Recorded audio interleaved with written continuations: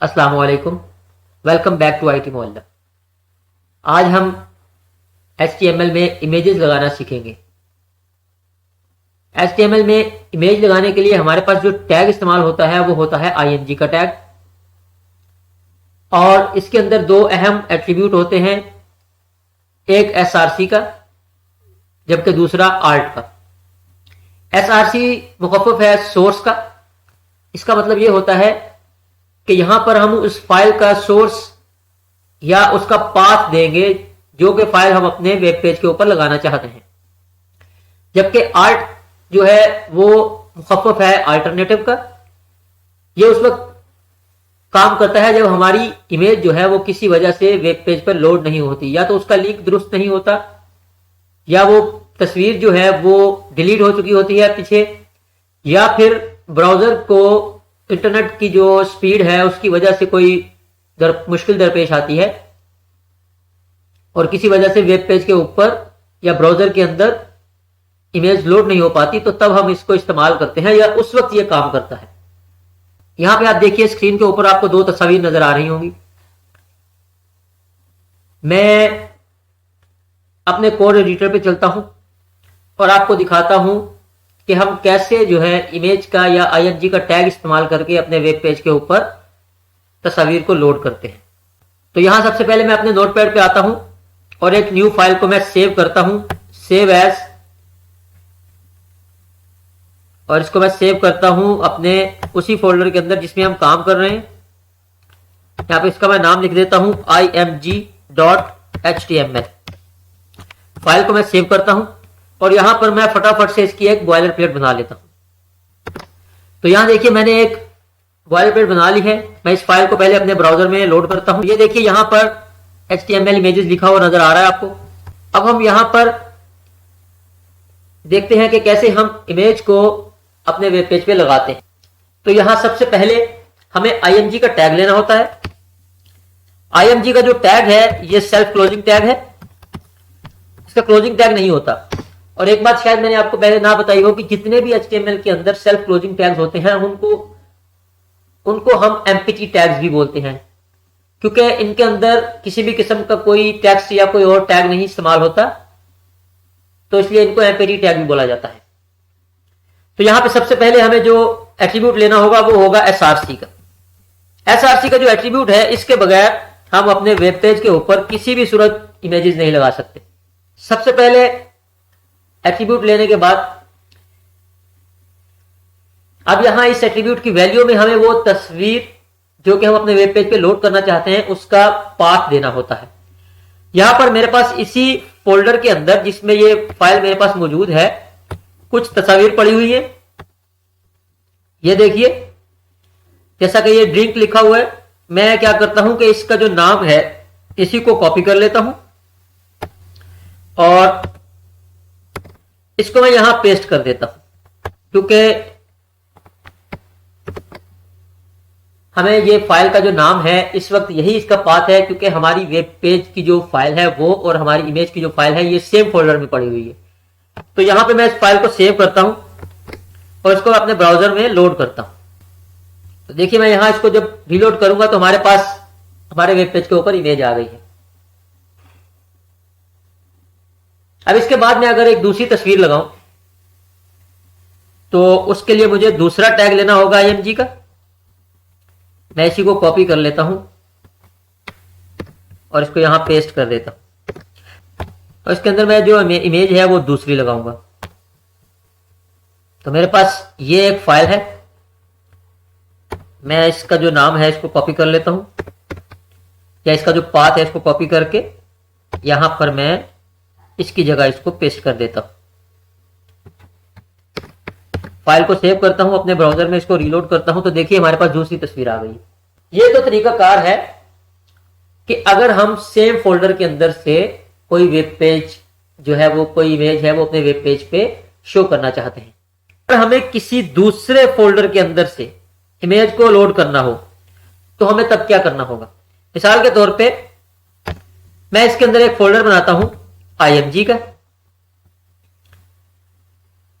मैं इस फोल्डर का नाम रखता हूं img और ये जो दोनों तस्वीर जो मैंने अभी वहां पर अपने वेब पेज पे लगाई हैं, इनको यहां से उठा के और इसके अंदर पेस्ट कर देता हूं। अब अगर मैं इसको फाइल को रीलोड करूं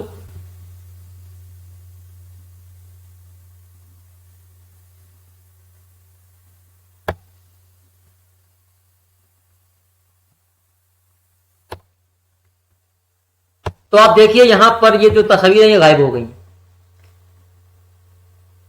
अब एक चीज आप ये देख लीजिए कि जब हमारे पास ये तस्वीर गायब हो गई है तो यहां पर ये आपको दो छोटी छोटी तस्वीर नजर आ रही है। इसका मतलब है कि यहां पर पीछे इमेज जो है वो मौजूद नहीं है। ये क्यों हुआ है? क्योंकि हमने जो अपनी फाइल्स हैं या इमेजेस हैं वो वहां से उठा के उस फोल्डर के अंदर रख दी है। अब अगर कोई फोल्डर हमारे पास वो हमारी जो मतलूबा या मौजूदा फाइल जो मौजूद है जिसको हम अपने वेब पेज पे जिसको हम अपने ब्राउजर पे लोड कर रहे हैं, वो पेज जिस फोल्डर के अंदर है, अगर इमेजेस की जो फाइल है वो उसी के अंदर है तो हमें सिर्फ इमेज का कंप्लीट नाम देना होता है। अगर वो फाइल्स उस फोल्डर के किसी चाइल्ड फोल्डर के अंदर है, यानी कि हमने उस फोल्डर के अंदर एक और फोल्डर बनाया और जो इमेजेस हैं वो हमने उस फोल्डर के अंदर रख दिए, जो कि हम प्रोफेशनल वेब डेवलपिंग जब करते हैं तो हम ऐसा ही करते हैं कि हर चीज का जो फोल्डर होता है वो अलग होता है। हमारे पास इमेजेस का फोल्डर अलग होता है, HTML जो CSS की फाइल्स होती हैं उनका फोल्डर अलग होता है, जावास्क्रिप्ट का जो फोल्डर होता है वो अलग होता है। तो हम जो मेन फोल्डर है जिसमें हमारी फाइल मौजूद है उस फोल्डर के अंदर हम एक फोल्डर बनाते हैं चाइल्ड फोल्डर, जो कि मैंने यहां पे बनाया। यहां पे आप देखिए ये इस फोल्डर माई वेब के अंदर एक फोल्डर है हमारे पास इमेजेस, और मैंने यहां पर ये दोनों तस्वीर पेस्ट कर दी हैं। तो ये जो IMG का फोल्डर है ये इस माई वेब वाले फोल्डर का चाइल्ड फोल्डर है। तो अगर हमें यहां से किसी इमेज को लोड करना होगा तो हमें पहले इस फोल्डर का नाम देना होगा और उसके बाद हमें उस इमेज का नाम देना होगा जो कि हम अपने वेब पेज पे लोड करना चाहते हैं। तो यहां पर सबसे पहले मतलब मैं यहां पहली फाइल के ऊपर इसको अप्लाई करता हूं और दूसरी के ऊपर नहीं करूंगा ताकि आपको फर्क वाज़ेह हो जाए। यहां मैं लिखता हूं IMG और फाइल का नाम और फोल्डर को अलग करने के लिए हमारे पास जो साइन इस्तेमाल होता है वो होता है // का। अब अगर मैं इसको सेव करूं और दोबारा इसको ब्राउजर पे रीलोड करूं तो आप देखिए हमारे पास एक तस्वीर आ गई है जबकि दूसरी नहीं आई। क्यों? हालांकि हमारे पास इस फोल्डर के अंदर दोनों तस्वीर मौजूद है, ये देखिए, लेकिन ये यहां ब्राउजर पे लोड नहीं हुई क्योंकि हमने सोर्स कोड जो है वो उसका दुरुस्त नहीं दिया हुआ। अगर मैं इसको लोड करना चाहूं तो मुझे ये जो IMG का टैग है IMG का जो फोल्डर है ये बताना पड़ेगा और / लगा के उसके आगे उस फाइल का पाथ देना होगा या नाम देना होगा। तो ये जो IMG / और साथ में जो फाइल का नाम है ये इसका कंप्लीट पाथ कहलाता है। अब अगर इस फाइल को मैं अगर ब्राउजर पे रीलोड करूं तो देखिए हमारे पास दूसरी तस्वीर भी आ गई।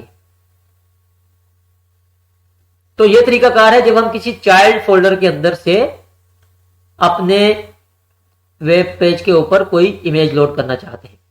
लेकिन फर्ज करें कि हमारे पास जो इमेजेस हैं वो चाइल्ड फोल्डर की बजाय पेरेंट फोल्डर के अंदर है, तो तब क्या होगा? मतलब मैं यहां से इनको कट करता हूं और मैं डेस्कटॉप का जो फोल्डर है, क्योंकि ये देखिए आप ये भी एक फोल्डर होता है जिस PC के अंदर, मैं इसके ऊपर इनको पेस्ट कर देता हूं।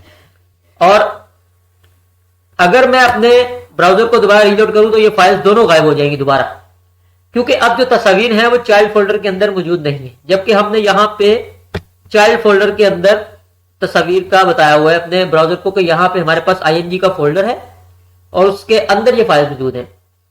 तो ऐसी सूरत में हमें क्या करना होगा कि जब हमारी जो वेब पेज की फाइल्स हैं वो चाइल्ड फोल्डर के अंदर है जबकि हमारी जो इमेजेस की फाइल है वो पेरेंट फोल्डर के अंदर है, तो ऐसी सूरत में हमें क्या करना होगा? हमें एक फोल्डर पीछे जाना होगा। मसलन ये जो डेस्कटॉप हमारा दिखाई देता है ये बजाते खुद एक फोल्डर है। यहां पे अगर मैं दिस PC के अंदर आपको दिखाऊं तो ये दिस PC के अंदर ये देखिए ये इसका हिस्सा है, ये यहां पे आपको डेस्कटॉप का फोल्डर नजर आएगा और इसके ऊपर ये फोल्डर फिर नजर आ रहा है। ये सब चीजें आपको नजर आ रही होंगी, ये एक फोल्डर है। तो इस फोल्डर को अगर मैं एक्सेस करना चाहता हूं या इस फोल्डर के ऊपर मौजूद जो तस्वीर हैं उनको मैं एक्सेस करना चाहता हूं, तो उसके लिए मुझे क्या करना होगा? मुझे क्या करना है कि मुझे करना यह है कि मुझे यहां जो IMG लिखा हुआ है इसको हटा देना है। अब मैं एक फोल्डर आगे जाने की बजाय एक फोल्डर पीछे आना चाहता हूं, तो इसके लिए हमारे पास जो साइन इस्तेमाल होता है वो डबल डॉट का इस्तेमाल होता है। इसके जरिए हम उसको बता रहे हैं कि इसके एक फोल्डर पीछे चले जाओ और उस फोल्डर के अंदर जो ये फाइल है जो कि मैंने आपको नाम दिया हुआ है, इसको अपने जो विंडो है उसके ऊपर लोड कर दो। तो अगर मैं इसको फाइल को सेव करूं तो देखिए पहली फाइल आपको नजर आएगी, दूसरी नजर नहीं आएगी। ये देखिए पहली फाइल नजर आ गई।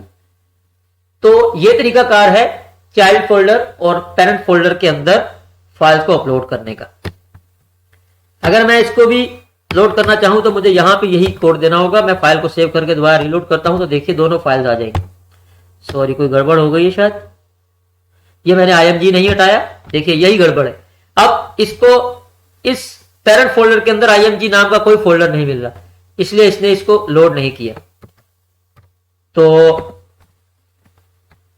मुझे इसको दोबारा हटाना पड़ेगा। मैं इसको फाइल को दोबारा सेव करके रीलोड करता हूं तो ये देखिए दोनों फाइल्स आ गई। अब हम बात करते हैं आल्ट एट्रीब्यूट का। आल्ट एट्रीब्यूट हम तब देते हैं जब हम अपने सार्फ को यह बताना चाहते हैं कि यहां पर इमेज जो है वो इस चीज के मुतालिक है, या यहां पे एक इमेज मौजूद है लेकिन वो किसी वजह से लोड नहीं हुई, तो हम वहां पे लिखते हैं आल्ट। मैं एक काम करता हूं कि पहले वाले में लिखता हूं, यहां पे मैं आल्ट लिखता हूं और इसके अंदर मैं लिख देता हूं सिंपल ड्रिंक, या मैं यहां पिंक ड्रिंक लिख देता हूं। फाइल को मैं सेव करता हूं। अगर मैं इसको अभी लोड करूं तो आपको ये जो टेक्स्ट है ये नजर नहीं आएगा क्योंकि हमारी फाइल यहां पे ये मौजूद है। लेकिन अगर मैं इस फाइल को यहां से किसी भी तरह से ब्रेक कर दूं, मैं यहां से क्या करता हूं, इसको हटा देता हूं, फाइल को सेव करता हूं, तो अभी आपको ये फाइल, तो ये जो इमेज है ये नजर नहीं आएगी, बल्कि आपको यहां पे पिंक ड्रिंक लिखा हुआ नजर आएगा। यानी कि अल्टरनेटिव के तौर पे अगर मैं इसको रीलोड करूं तो ये देखिए आपको ये पिंक ड्रिंक लिखा हुआ नजर आ रहा होगा। अगर मैं इसको जूम करूं तो आपको यहां पे ये नजर आ जाएगा। ये देखिए ये इस तस्वीर के बिल्कुल बाएं तरफ ये लिखा हुआ है। तो आल्ट का मकसद यही होता है कि हम अपने सार्फ को बताना चाहते हैं कि हमारी ये जो फाइल है यहाँ पे ये मौजूद नहीं है, किसी वजह से ये लोड नहीं हुई, या तो पीछे फाइल डिलीट हो चुकी है या लिंक कैसे ब्रेक हो गया। जैसे कि ये मैंने आपको यहाँ पे दिखाया कि मैंने इसके जो कुछ कोड है उसको हटा दिया था, तो उस वक्त ये आल्ट का फोल्डर या सॉरी आल्ट का जो एट्रीब्यूट है ये काम करता है। अब बात करते हैं ऑनलाइन इमेजेस की। अगर हम अपने वेब पेज के ऊपर कोई ऐसी इमेज अपलोड करना चाहते हैं जो कि किसी और वेबसाइट के ऊपर या किसी सर्वर के ऊपर मौजूद है, तो उसके लिए हमें क्या करना होगा, तो उसके लिए हमें यहां पे ये जो src का एट्रीब्यूट है इसके अंदर हमें उस फाइल का लिंक देना होगा जिसको URL भी कहा जाता है। तो मैं क्या करता हूं, यहां से मैं पिक्चर्स की जो वेबसाइट है फ्री वाली सबसे मशहूर pixabay.com पे चला जाता हूं और यहां पे मैं यहां से कोई तस्वीर ले लेता हूं और मेरे पास यहां पे कुछ तस्वीर आ रही होंगी। देखिए मैं ऐसा करता हूं कि यहां से ये तस्वीर ले लेता हूं। ये पेरिस के किसी जगह की तस्वीर है, म्यूजियम की तस्वीर है ये। अभी अगर आप यहां से इसको लिंक को लेने की कोशिश करेंगे तो ये काम नहीं करेगा। मैं आपको यहां से इस लिंक को कॉपी करके दिखा देता हूं। ये मैं इसलिए बता रहा हूं कि अक्सर जो बिगनर्स होते हैं वो ये गलती कर बैठते हैं और बाद में परेशान होते हैं कि हमारा लिंक जो है वो काम क्यों नहीं कर रहा। और ये मैं आपको ये भी बताऊं कि ये काम क्यों नहीं करता। मैं क्या करता हूं कि ये जो पहली वाली तस्वीर है इसको हटा देता हूं बिल्कुल, क्योंकि हमें इसकी जरूरत नहीं रही, और यहां पर मैं इस लिंक को पेस्ट करता हूं। तो अगर मैं इसको फाइल को अपने ब्राउजर पे रीलोड करूं तो ये फाइल जो है ये काम नहीं करेगी। ये देखिए ये इमेज जो है कटी हुई आ गई। ये क्यों काम नहीं कर रही, क्योंकि यहां पर इसका जो पाथ है वो कंप्लीट नहीं है।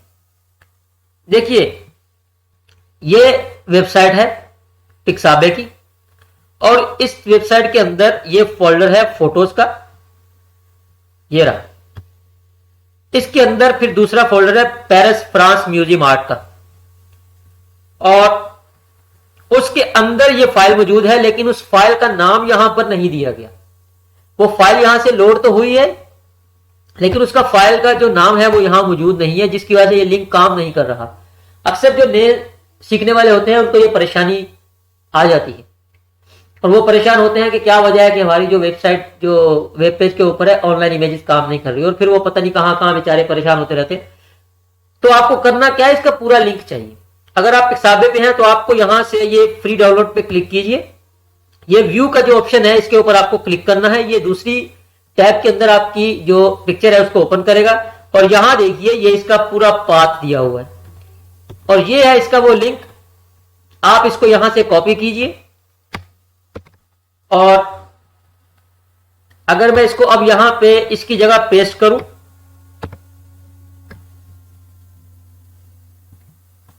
ये देखिए मैं यहां इसको पेस्ट करता हूं, फाइल को मैं सेव करता हूं और ये देखिए यहां पे इसका कंप्लीट जो है कोड दिया हुआ है, सोर्स कोड।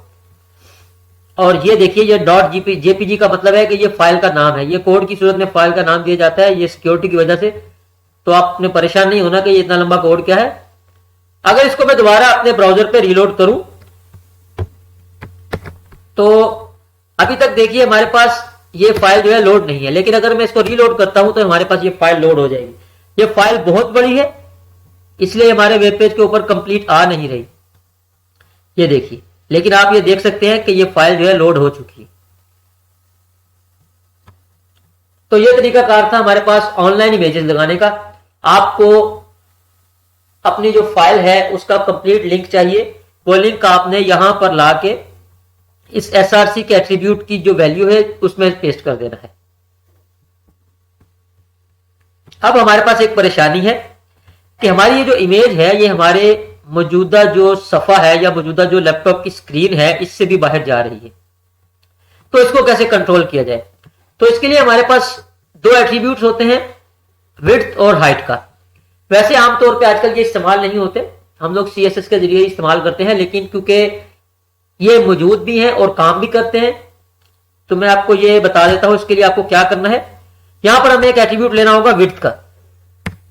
इस एट्रीब्यूट के अंदर हम अपनी इमेज की मतलूबा विड्थ देंगे, चौड़ाई देंगे कि हमें कितनी जो चौड़ाई की इमेज है वो दरकार है। मैं यहां क्या करता हूं, यहां 600 पिक्सल कर देता हूं। जो चौड़ाई है इसकी हमें पिक्सल में देनी होती है, मैं यहां 600 पिक्सल लिख देता हूं। अब अगर मैं इस फाइल को अपने ब्राउजर पे रीलोड करूं तो आप देखिए ये फाइल छोटी हो गई। अब अगर मुझे ये फाइल इससे बड़ी चाहिए तो मैं क्या करता हूं, यहां से मैं 600 की बजाय इसको 1200 पिक्सल कर देता हूं या इसको मैं 1000 पिक्सल कर देता हूं। तो अभी देखिए ये फाइल बड़ी हो गई है। इसी तरह हम इस फाइल की जो लंबाई है, जैसे देखिए मैं चाहता हूं कि ये चौड़ाई तो इसकी 1000 पिक्सल हो, लेकिन जो लंबाई है ये हमारे वेब पेज के ऊपर स्क्रॉल हो रही है, हमें ये स्क्रॉलिंग नहीं चाहिए बिल्कुल। मैं इसकी लंबाई भी कंप्लीट जो है वो कवर करना चाहता हूं, तो मैं क्या करूंगा, यहां पर विड्थ के बाद या विड्थ से पहले आपकी मर्जी कहां लेते हैं, मैं हाइट का एट्रीब्यूट ले लेता हूं।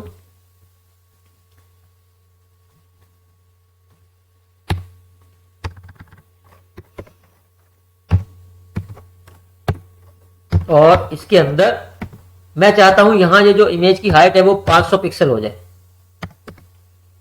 मैं इस फाइल को सेव करता हूं और ब्राउजर में रीलोड करता हूं तो देखिए अब ये हमारी जो फाइल है ये हमारे मतलूबा साइज के ऊपर पूरी उतरती है, यानी कि ये हमें जितनी मकदार की लंबाई चौड़ाई चाहिए थी उस फाइल का वही साइज है। तो ये था हमारा आज का लेक्चर। आपको एक चीज मैं बता दूं कि जब भी आप कोई ऑनलाइन इमेज लगाएंगे तो आपको इसका कॉपीराइट जो इशू है उसको देखना है। यहां अगर मैं आपको ये दिखाऊं तो ये यहां पे लिखा हुआ है, ये देखिए पिक्साबे लाइसेंस लिखा हुआ है और यहां पे लिखा हुआ है free for commercial use, no attribution required. इसका मतलब है कि इसका कॉपीराइट जो है वो फ्री है, यानी कि आप इसको कहीं भी इस्तेमाल कर सकते हैं। लेकिन कुछ तस्वीर ऐसी होती हैं जो कि आपको कॉपीराइट जो है वो इशू आ जाता है उसके अंदर, और गूगल जो है वो आपके वेब पेज को ब्लॉक कर सकता है। अगर आप कोई प्रोफेशनल वेबसाइट बनाते हैं, अगर हम इस्तेमाल कर रहे हैं अपने सीखने के लिए, अपने ही ब्राउजर के ऊपर या अपने ही लैपटॉप के ऊपर काम कर रहे हैं, तो तब तो कोई मसला नहीं है। लेकिन अगर हम कोई वेबसाइट जो बनाते हैं उसके ऊपर कोई हम ऐसी इमेज लगा देते हैं जिसके कॉपीराइट इशू आ जाए, जिसका लाइसेंस हो, जो कि पेड इमेज हो, फ्री ना हो, और जो ऑनर है उसने इसका आपको इजाजत ना दी हो कि भाई आप इसको इस्तेमाल कर सकते हैं, तो फिर गूगल जो है वो उसको कॉपीराइट इशू के तहत आपकी वेबसाइट को या आपके वेब पेज को बैन कर सकता है। तो बेहतर यही है कि आप जब कोई इमेज लगाएं तो आप किसी भी किस्म की कॉपीराइट इशू वाली इमेज ना लगाएं, बल्कि ऐसे फ्री इमेज ढूंढिए, जैसे यहां पे लिखा हुआ है फ्री फॉर कमर्शियल यूज। ये पिक्साबे की जो वेबसाइट है इसको आप सर्च कर सकते हैं, यहाँ पे आपको फ्री ऑफ कॉस्ट इमेजेस मिल जाएंगी। आप अपनी मर्जी की जितनी भी इमेजेस लगाना चाहते हैं आप यहाँ पे लगा सकते हैं। तो उम्मीद है कि आपको आज का लेक्चर पसंद आया होगा। अगर आपको ये पसंद आया तो इसको लाइक और शेयर कीजिए और चैनल को सब्सक्राइब कीजिए। अल्लाह हाफिज।